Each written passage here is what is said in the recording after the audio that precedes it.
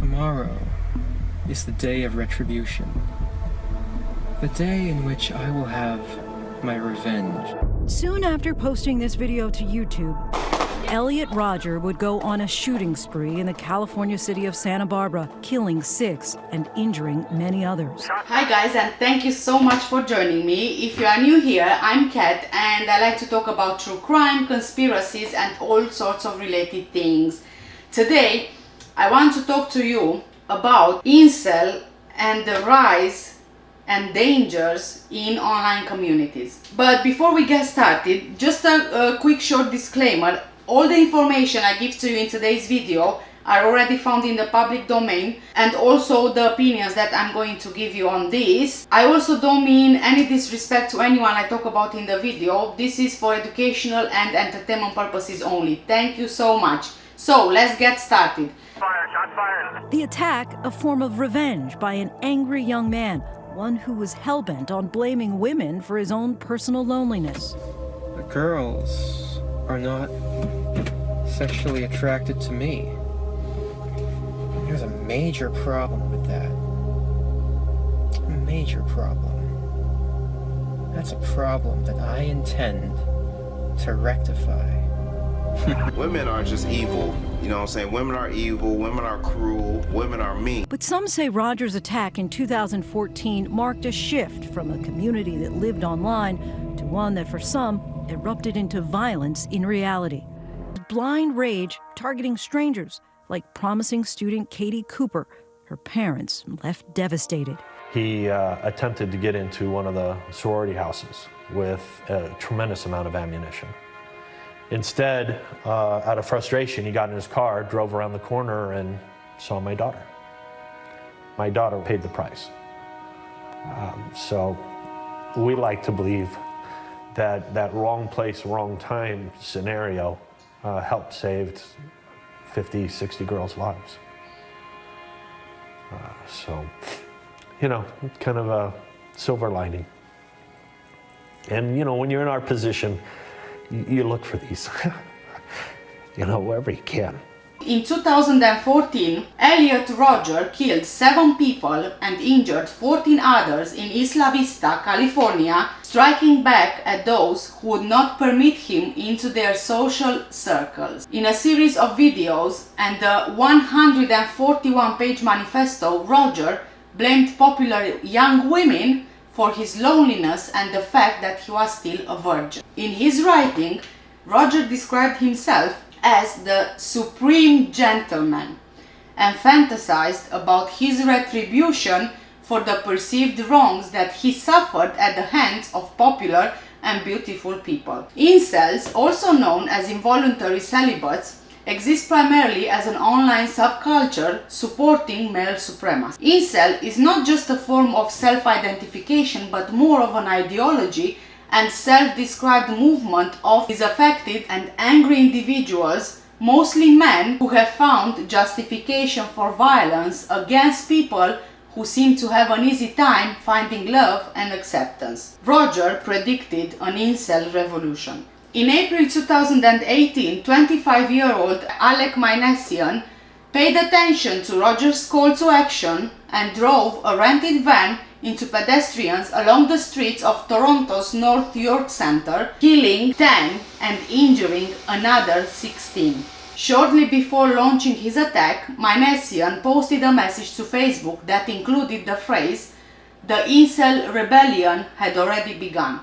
All hail the supreme gentleman Elliot Rodger." In November 2018, Scott Paul Byerly, 40, walked into Hot Yoga Tallahassee and opened fire, killing 2 people and wounding 5 others before turning the gun on himself. In YouTube videos posted in 2014, Byerly articulated misogynistic views, made resentful statements about women who would not date him, and identified with incels. In 2020, there was a string of incel-related incidents across the world, including a machete attack at a massage parlor in Toronto, as well as a shooting at a mall in Arizona. 3-year-old Sophie Martin and her father, Lee, 43, were shot dead by Jake Davison, 22, in Plymouth, UK, on 12th of August 2021, just last month. They do not want, need, or find average men attractive. From his video posts, it's clear Plymouth gunman Jake Davison was deeply resentful of his lack of success with the opposite sex. In this day and age, women have nothing but options. At the very least, his videos show sympathy and understanding for those involved in the so-called Incel movement of involuntary celibate men who are deeply hostile towards those, particularly women, who are sexually active. Are coming together in forums and promote really deeply dehumanizing rhetoric towards women, a sense of their own entitlement, a sense of injustice. In the UK, recent separate investigations prevented these two men linked to the Incel movement from carrying out violent action. Anwar Druick and Oliver Bell had both spoken of their humiliation and frustration with the opposite sex and had attempted to make explosives. If Plymouth killer Jake Davison was in any way motivated by the Incel movement, it will be of huge concern to authorities as they try to track this growing subculture of young men whose sexual loneliness and rage is increasingly manifesting in violence. The shootings in the Cayham area of the city saw Davison kill his 51-year-old mother Maxine at a house in Biddick Drive during an argument. The apprentice cane driver then went into the street and killed the Martins as they walked their pet dog. He also killed Stephen Washington, 59 years old, in a nearby park before shooting Kate Shepard, 66, on Henderson Place. Davison then turned the gun on himself before armed police reached him. This is the deadliest mass shooting in Britain in more than 10 years. The death toll is the highest from a shooting in Britain since 2010, when 12 people were killed in Cumbria. Remember, in the UK, mass shootings, they are very, very rare. It is necessary to have either a firearm certificate or a shotgun certificate to legally own most classes of permitted firearms. So this was a shock nationwide. These kind of things, they just don't happen here, and you need to have a really, really good reason, a valid reason to actually own a firearm or to get a permit for it. Jake Davison, actually, he really wanted to get out of the incel community. He even joined a Reddit community dedicated to incel livers. He said his life completely changed since he joined incel. He felt his daily activities were negatively impacted by the incel beliefs, and it changed him into a horrible person. So he really just wanted out. He wanted to live his life as a normal individual without the incel ideologies which completely destroyed his life. Yet for him, it was too little, too late. I assume that what triggered him was the argument he had with his mom. Well, I think what attracts men to the incel communities is just feeling like they have no other place to go. If they're rejected by women, if they're rejected by even men, the incel community is a place for them to congregate and actually find people to talk to for once, rather than just stay in isolation. It was a world where he could freely post this video. No matter what I do, no matter where I go, nobody values my contributions, nobody respects me. Peterson eventually became a moderator for one of the incel forums. He says violent talk and threats were not tolerated.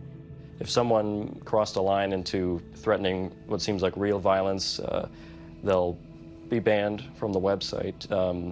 I know on numerous occasions there would be communication with the FBI to make sure that nothing actually crosses into reality, that it just stays a post on an image board or on a website. Shortly after the Toronto attack, Peterson decided to leave the community altogether, announcing his departure on YouTube. I asked the owner of Incels.me to permanently ban my account. I left after the Toronto attack because I didn't want to be a part of a community that supports violence, even if it's in a joking way. But Peterson says that most incels are not violent, and that within the incel community itself, Elliot Rodger isn't taken seriously. There's a lot of memes about him. People think he's perceived as some sort of a hero figure, but I think he's more kind of just made fun of. Incels, they place the blame on women for their own misery, and in doing so provide the motivation and justification for acts of extreme violence. The internet has allowed isolated people to connect, which in turn can increase the potential for radicalization. Those in the incel community are alone, but now they are alone together and sharing a hateful message attractive to many who, like Rodger, harbor fantasies of revenge. For some in the incel community, Rodger's writings and videos provide justification for violence and a call to action. The shooter at Hot Yoga Tallahassee chose a populated and confined space with predominantly female targets to open fire. George Sodoni did the same when he attacked a women's aerobics class at the LA Fitness Center in a suburb of Pittsburgh in August 2009. 3 women and the shooter were killed and another 9 injured.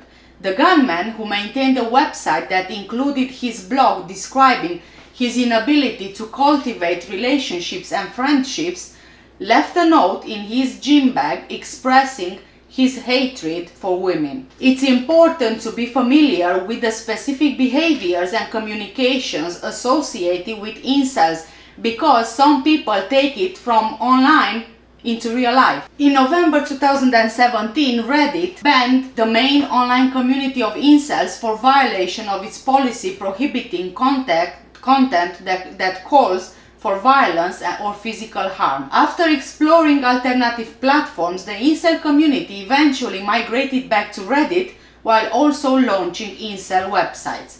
The contents of the discussions on these platforms remain misogynistic and violent. While involuntary celibacy is not a psychiatric diagnosis and not all incels are mentally ill, some people who self-identify as incels do have mental disorders and some have physical disabilities.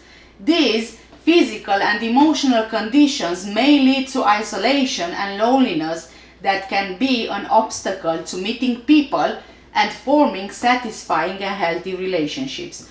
Across the entire spectrum of incels, with or without diagnosable mental disorders, the most common emotion experienced is profound and painful loneliness. Members of incel forums who discuss depression often meet with encouragement for suicide or acts of mass violence followed by suicide.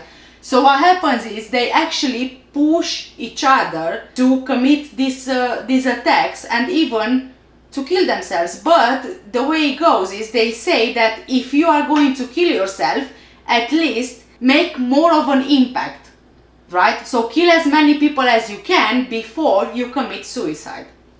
It's completely horrendous what's happening. While misogyny and isolation are not new, the radicalized subculture of incels has provided an added dose of justification for violence against women and romantically successful men. There are often themes of racism interlaced in the incel worldview.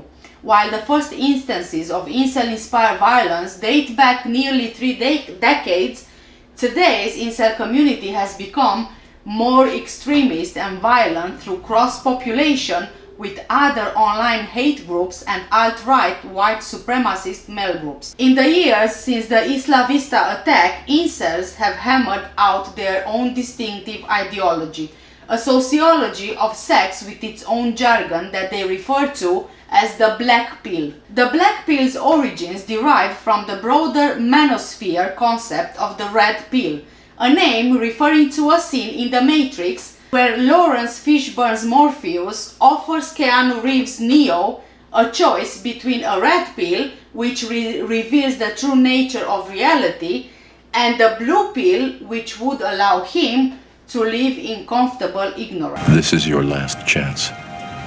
After this, there is no turning back. You take the blue pill, the story ends. You wake up in your bed and believe whatever you want to believe. You take the red pill, you stay in Wonderland, and I show you how deep the rabbit hole goes. Being red-pilled in the manosphere means waking up to what's seen as the truth of male-female relations, a key part of which is the idea that women are attracted to the highest status men they can find. The incel black pill takes this even further. Incels believe a man's sexual success is almost entirely determined by biological traits, things like jawline, cheekbones, or eye socket shape. The result, in their view, is that modern Western society is defined by a kind of sexual class system. At the top of the incel hierarchy are the most attractive men, also called chads. Incels believe that roughly 20% of the population is made up of chads, but about 80% of women are only interested in chads. Stasis, the incel term for the most attractive women, will only consent to sex with chad. Tyrone, the incel word for a black chad. Chang, East Asian chad. Chad Prit, South Asian chad. Or Chadam, Arab chad. The bottom 20% of women will consent to sex with the vast majority of men, who fall somewhere in the middle of the attractiveness tier, alternatively called betas, chucks, or normies. And at the bottom, of course, are the incels, men who are so unappealing that they can never convince a woman to sleep with them.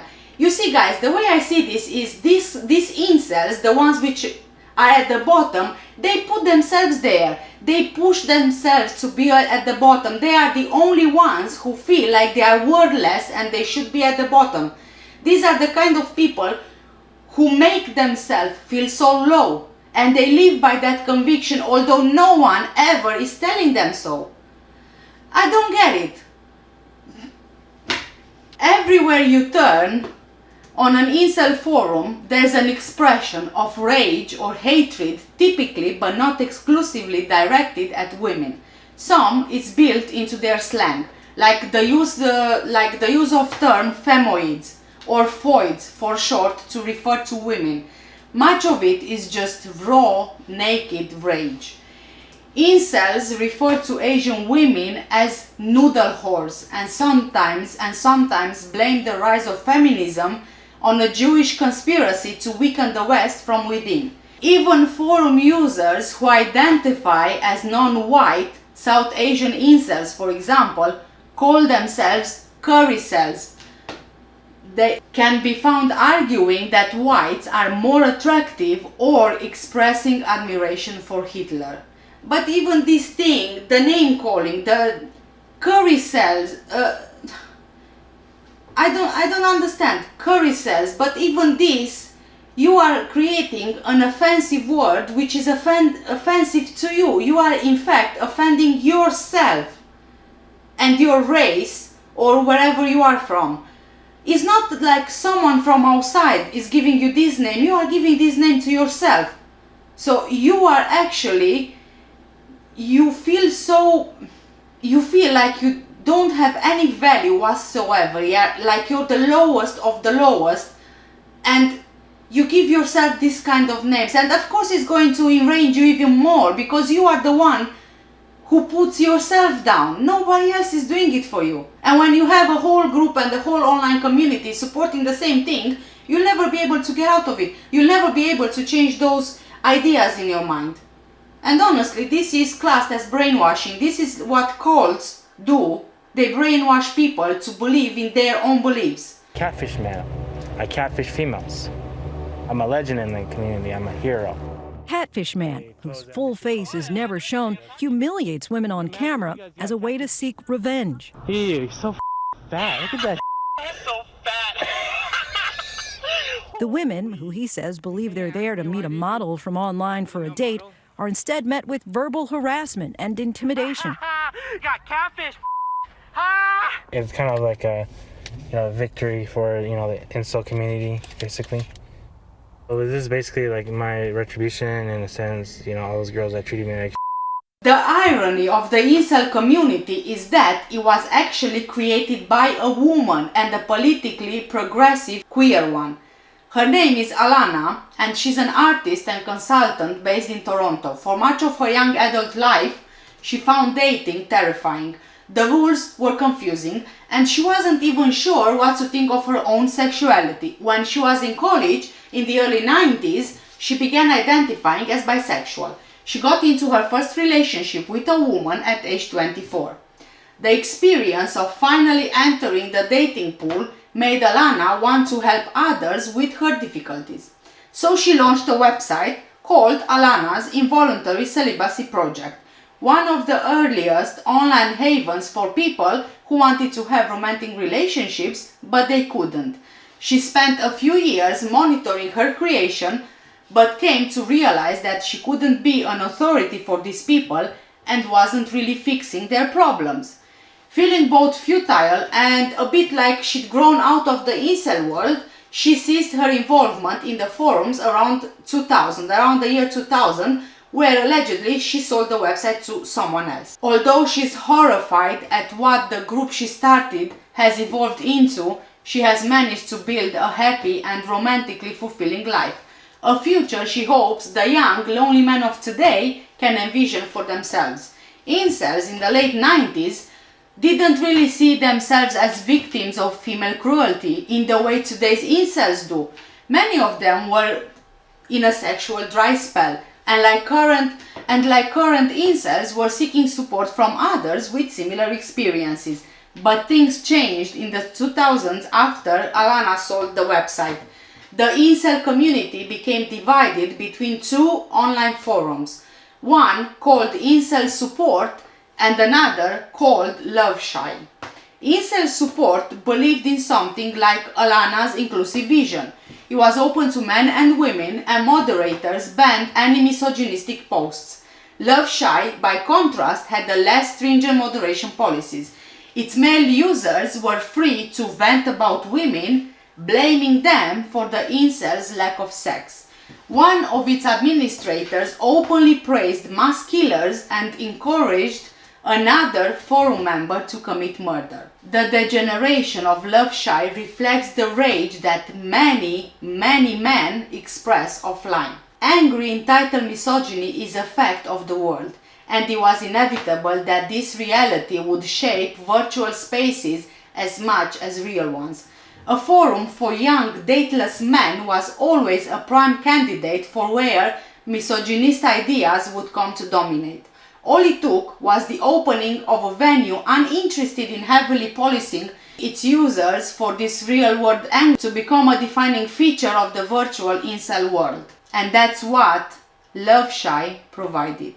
Nor was it the only such toxic space on the internet. During the 2000s and the early 2010, the Love Shy community cross-pollinated with members of other similar online subcultures. One major forum was 4chan, the anything goes prankster and alt-right site. Its R9K section contains incel-like ideas in addition to the site's generalized ethos of racism and trolling, and remains an active source of incel recruitment. The Manosphere, a loose group of websites united by their beliefs in various male-dominant ideology, was even more important in reshaping inceldom. It includes men's rights activists and pickup artists, or PUAs, men who teach other men that they can sleep with women by insulting them and manipulating their psychology. These overlaps produced a fairly large and networked group of sexually frustrated men united in blaming their situation on women. These men appropriated the term incel for themselves and their own ideas, outcompeting the incel support community for ownership of the term. Though very much in the minority, you do find incel women, known as femcels, but they are in small numbers on most incel forums. But unsurprisingly, they struggle to have their motivations and problems heard in these spaces. Femcelism has attracted a lot of angry attention from incels, mostly miserable white men, who claim that in turn a woman can't be involuntarily celibate because apparently things are so much easier for women. Femcels theorize that men ignore these women because of their looks, which is a topic of its own really. The men who identify themselves as an incel complain about their inability to find sexual relationships with women and blame feminism for their predicament. They believe that feminists actually destroyed chances of ordinary men having sex. What is an ordinary man even? I don't know. I feel like you are talking here about a group of teenagers still in high school. Like one gets the girl and the other one is jealous that this guy got the girl, and then he ends up alone, and then he starts watching all these kind of movies or films online, and he gets inspired, and everybody takes inspiration from this, and they start using these terms which usually you just find in movies. I wouldn't even be surprised to know that all this movement, community, whatever, it was inspired by something out of a movie. It really does sound like something out of a movie. This shared view has actually sparked a hatred between the two beliefs and made it a space where men refuse to acknowledge that incel women or femcels even exist, as this goes against what they themselves believe in. The theory that incels rely on is that even unattractive women can find sexual partners if they make themselves available. This is a particularly toxic male view of the dynamics of heterosexual interaction. Femcels believe that they encounter a constant romantic rejection and constantly compare themselves to, in their eyes, better looking people who always get what they want. Mostly though, femcels share a sense of exclusion from the sexual market. Because of this rejection, they believe that they are ineligible to date, that their physical, mental and cognitive inadequacies are unique and extreme from the most of the world. The defects that both incels and femcels feel are entirely self-defined, but they both believe that the situation they find themselves in are completely out of their control. The only thing that these two groups can agree on, it seems, is that good looks are everything. It's what finds you partners, marriage or sex, helps you make friends, lands you a job and allows easy functioning within society. Both femcels and incels believe that everyone exists on a 1 to 10 scale, 1 being the lowest and most unattractive. By their own definition, these involuntary celibate people occupy the lowest ranks, from 4 to a lower rank. Then, using their own code names, a normie comes next. Normie clock at around a 5 or 6. Beckies are standard lookers, not unattractive 6s or 7, but then Stacies are part of the elite, quite untouchable. They rank at 8 or above. A Chad is a Stacy counterpart or match, a totem of power and privilege. Femceldom is determined by the stages in which a femcel exists. The first being the ascended stage, who are former femcels that are no longer considered as femcels but return to vent or still struggle with the past of being one. Then, the first stage of femceldom or a transitional femcel is in the process of ascension when they are starting to get attention from the opposite sex. Second stage femcel or non-transitional femcels are femcels that still feel that they are unable to ascend and remain undateable in their opinion. This is most definitely a terrible outcome from the birth of the internet, and in truth, nearly all of us have some sort of an insecurity. However, the extent of self-comparison that the internet has brought must not go unnoticed, as it can only be a dangerous road forward. The biggest difference, however, between femcels and incels is that femcels never went on killing spree. As for incels, all I see are a bunch of insecure boys who are so self-absorbed and think they are superlative to everyone else that they feel sorry for themselves for not getting laid, plainly, or for not having a girlfriend, and they just decide to blame everything on women. But maybe if these men would actually stop trying to be so superlative, they would be liked by women. I think the attitude matters much more than looks. All these men who took it to the extremes and killed people, honestly, if you look at them, are all good-looking men. To most of us women, looks are the least important. But when you present a brat-like attitude or the supreme gentleman attitude, most women will reject you. ER, or Elliot Rodger, called himself the supreme gentleman, and I think this says it all. In my view, it shows arrogance, plain and simple. Arrogance.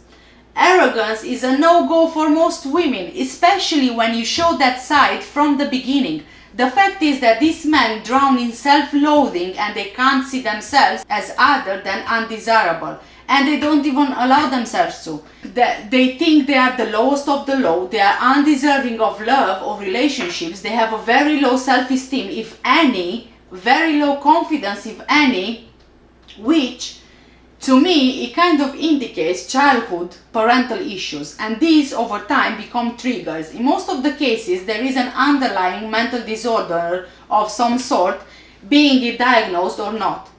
It's really honestly a whole psychology behind this behavior. It's funny because had it not been for the feminism and women, they wouldn't even be born. And with this, guys, I'll end today's video. Thank you so much for watching. Please let me know what you think about this video in the comments below. Thanks again for watching. Stay safe and take care. Bye!